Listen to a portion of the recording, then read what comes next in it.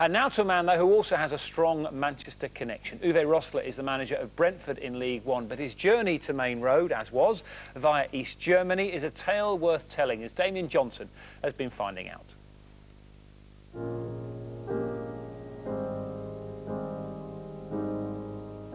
My dream was to be a footballer, and I could live out my dream. The government that supported, like everybody knows, every athlete who had the chance to represent the country. I was very fortunate to grow up or live 20 years in a different political system. And when I see now my own kids, how they grow up, and I compare my time when I was growing up, it's just totally different, and I felt it was a good story to tell.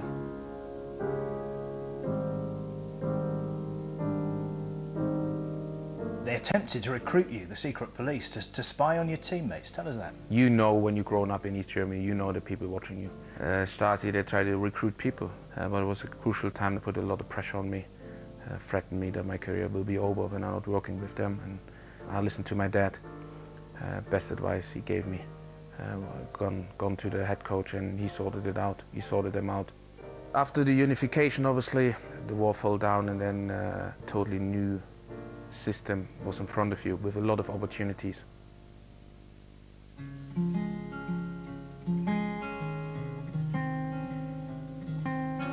I felt that it was a good omen that a German had very much success at Manchester City before. I felt the club was ready for another German. Bert Trout. Yes, and people was very friendly, welcomed me with open arms, and obviously the start helped that I scored goals. I had always a very strong bond with the supporters. I always felt when I went out to play, to give my best for them. But the strong bond I had, got even stronger when I was sick.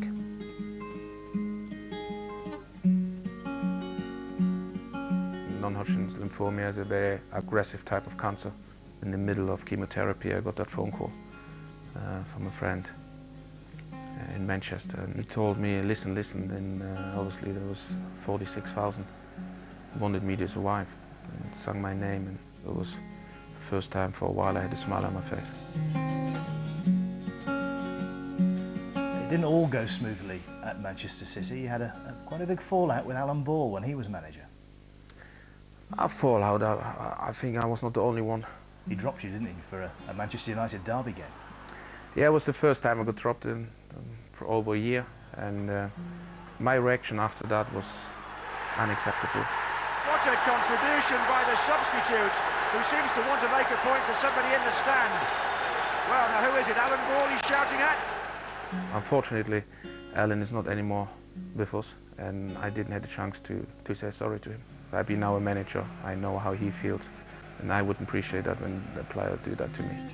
I think everyone remembers last season with Brentford, so near, yet so far away. A lot of people will always remember that penalty kick last season. And I said, we are not on the end, so we will go further.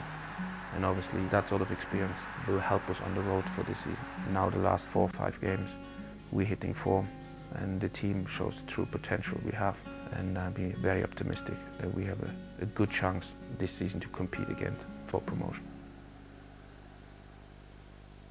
It's a compelling story, isn't it? It's remarkable, and he has a book out at the moment, by the way, Uwe Rosler, which is a very good read. But having remembered what happened to Brentford last season, for him and the team to come back would be amazing this time round, wouldn't it? He seems like a special man. I thought it was a first-class interview with him.